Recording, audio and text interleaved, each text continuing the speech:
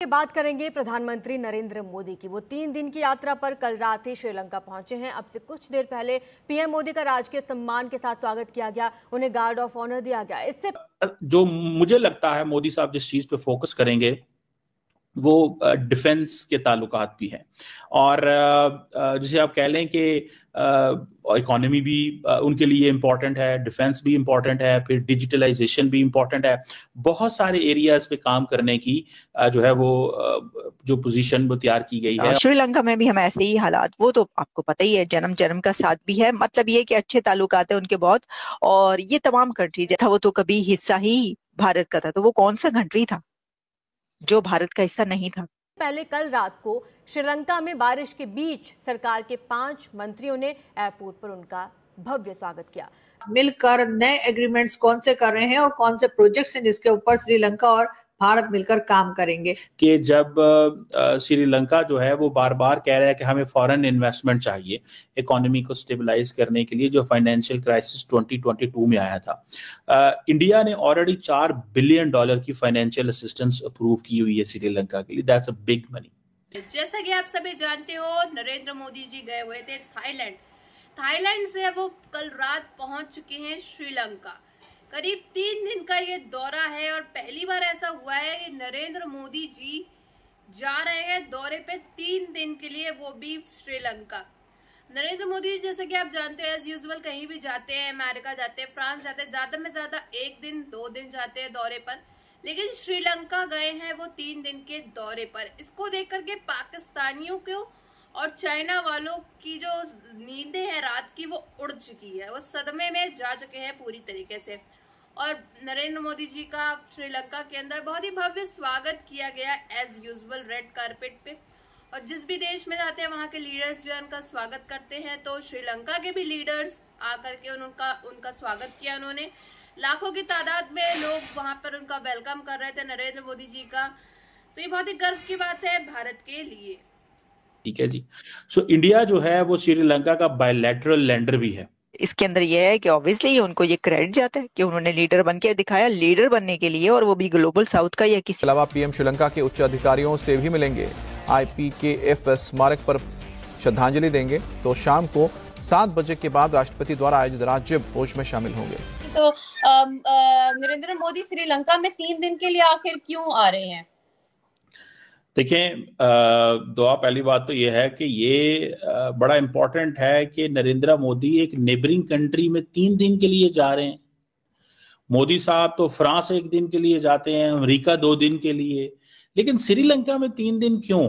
भी उनके लिए इम्पोर्टेंट है, डिफेंस भी इम्पोर्टेंट है, फिर डिजिटलाइजेशन भी इम्पोर्टेंट है। बहुत सारे एरियाज पे काम करने की जो है वो जो पोजीशन वो तैयार की गई है और बहुत सारे एरियाज पे ये बताया जाएगा कि कहाँ कहाँ इंडिया मजीद इन्वेस्टमेंट करने जा रहा है। मैं आपको बताता चलूं कि जब श्रीलंका जो है वो बार बार कह रहा है कि हमें फॉरेन इन्वेस्टमेंट चाहिए इकोनॉमी को स्टेबलाइज करने के लिए, जो फाइनेंशियल क्राइसिस 2022 में आया था। इंडिया ने ऑलरेडी $4 बिलियन की फाइनेंशियल असिस्टेंस अप्रूव की हुई है श्रीलंका के लिए। दैट्स अ वजूद नरेंद्र मोदी 3 दिन गुजारना चाहते हैं कि वो एक जो नया जो पॉलिटिकल क्लास है, देखिए जो माजी में जो लीडरशिप थी राजा पाक्सास, वो एक और माइंडसेट के लोग थे, वो एक डिफरेंट थे, उनके साथ भी अच्छे ताल्लुकात थे, लेकिन ये एक डिफरेंट जो लीडरशिप आई है और ये थोड़े से टफ हुआ करते थे इंडिया के हवाले से, लेकिन अब उनको पता है कि इंडिया के बगैर हमारा कोई गुजारा नहीं है। सो इसलिए नरेंद्र मोदी साहब कुछ अरसा वक्त गुजारना चाहते हैं इनको बताने के लिए कि आप बड़े इंपॉर्टेंट हैं हमारे लिए थे। तो श्रीलंका को ये बातें भी की गई थी कि जो लिक्विफाइड नेचुरल गैस की सप्लाई भी श्रीलंका को की जाएगी ताकि वहां पे ये जो पावर शॉर्टेजेस हैं या जो पावर ग्रिड्स हैं उनको सपोर्ट किया जा सके। सो इस सेंस में इंडिया जो है ये एक तो फोकस कर रहा है। श्रीलंका में भी हम ऐसे ही हालात, वो तो आपको पता ही है, जन्म जन्म का साथ भी है। मतलब ये कि अच्छे ताल्लुकात है उनके बहुत, और ये तमाम कंट्री, जैसे अभी आपने ये लिखा कि जो इंडोनेशिया था वो तो कभी हिस्सा ही भारत का था। तो वो कौन सा कंट्री था? जिस समय श्रीलंका का एक आर्थिक रूप से बहुत बुरा हाल था, आज से करीब 2.5 साल पहले, तो सबसे ज़्यादा मदद इंडिया ने करी थी उनकी, और इंडिया ने वो मदद करी थी जिसमें उन्होंने कुछ वापस में मांगा नहीं था। जो लाइन ऑफ क्रेडिट 4 बिलियन की उन्होंने एक्सटेंड करी थी, बहुत फेवरेबल कंडीशंस पे करी थी। चीन ने जो पहली बात तो मदद करी नहीं, जो उन्होंने कहा कि लोन्स वो रिस्ट्रक्चर करेंगे नहीं, और सारी आर्थिक जो बदहाली हुई श्रीलंका की, उसमें चीन का बहुत बड़ा हाथ था। तो वो एक बैकड्रॉप है जिसके बाद ये मीटिंग को समझना जरूरी है। का डंका बजता है। भारत ग्लोबल साउथ का लीडर बन चुका है, कब का बन चुका है, और अब तो वो उसको लीड कर रहा है। अब तो सब जानते हैं ये बात, तो ये बड़ी बात है।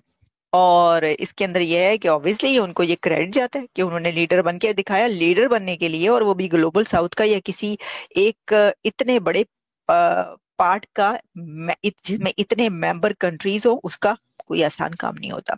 उसके लिए आपको अपनी पॉलिसीज वैसी करके दिखानी होती है, आपको अपनी इकोनॉमी ऊपर उठाना होती है, और आप दुनिया में अपना नाम बनाते हैं तभी में। और लास्टली सबसे ज़्यादा इम्पोर्टेंट ऑल्सो कि डिजिटल में और टेक्नोलॉजी में इंडिया किस तरह से मदद कर सकता है श्रीलंका में। तो ये 3-4 ऐसे बड़े एरिया हैं जिसमें इंडिया श्रीलंका के साथ MOU साइन करेगा, मदद करेगा, और ज़्यादा इसमें इंगेजमेंट होगा।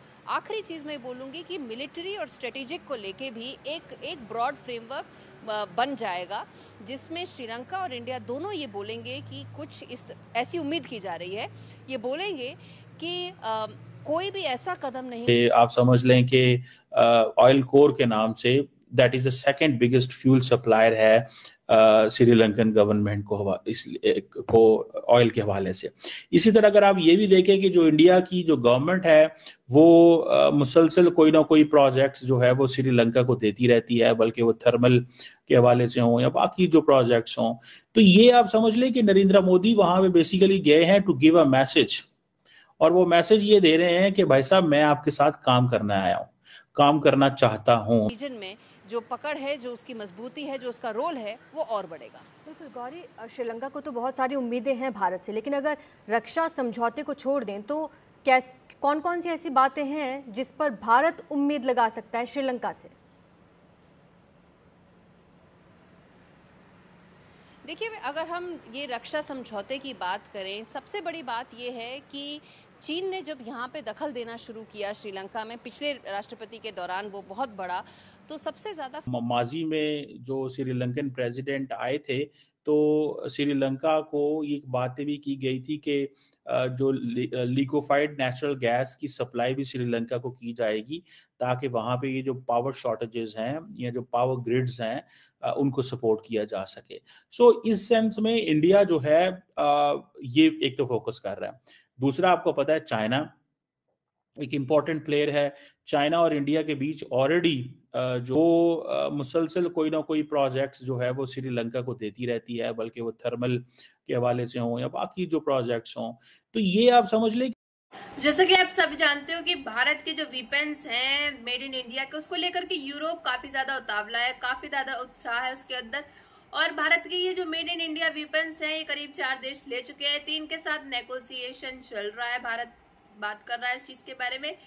तो इतनी ज्यादा डिमांड हो गई है मेड इन इंडिया के वेपन्स की कि पूछने को नहीं। इस चीज को भी देख करके चाइना के लोग, पाकिस्तान के लोग, यहाँ तक कि बांग्लादेशी भी काफी ज्यादा उनको मिर्ची लग रही है।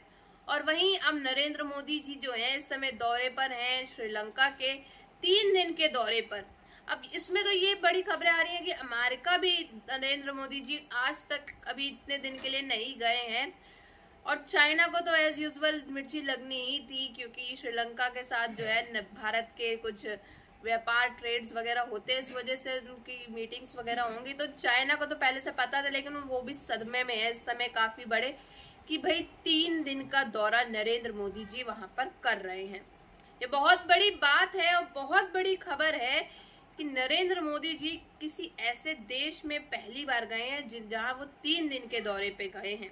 अभी थाईलैंड में उनका कितना भव्य स्वागत हुआ था, बिम्स्टेक समिट हुई थी जिसमें मोहम्मद यूनुस भी आ बैठे थे, बगल में उनके मीटिंग हुई, चर्चाएं हुई, भारत और बांग्लादेश को लेकर के खबरें सामने आई, वायरल हुई फोटोज वीडियोस उनकी कि नरेंद्र मोदी जी ने तो पहले उनको इग्नोर किया, उनसे बात नहीं करी, आई कांटेक्ट तक नहीं करा। फिर आखिरकार मोहम्मद यूनुस जो हाथ पैर इनके पकड़ते थे, नरेंद्र मोदी जी की रिक्वेस्ट करते थे कि हमसे बात कर लीजिए, मीटिंग कर लीजिए। फाइनली उनके बीच में मीटिंग हो गई। वहीं पाकिस्तानियों को काफी ज्यादा चिढ़ हुई कि भाई बांग्लादेश के मोहम्मद यूनुस कैसे पहुंच गए बिम्स्टेक समिट के अंदर, और मीटिंग भी हुई भारत और बांग्लादेश को लेकर के। तो ये सब खबरें जो है इस समय काफी ज्यादा वायरल हो रही हैं सोशल मीडिया पे। पाकिस्तानी मीडिया में तो भाई मातम सा छा गया है कि ये सब क्या हो रहा है। पाकिस्तान की आवाम जो है वो छाती पीट पीट करके रो रही है कि हमारा पाकिस्तान इतना नीचे क्यों है। भारत, श्रीलंका, थाईलैंड, चाइना, यहाँ तक कि बांग्लादेश भी इतना आगे आगे चला जा रहा है और पाकिस्तान जो है नीचे गिरता ही चला जा रहा है।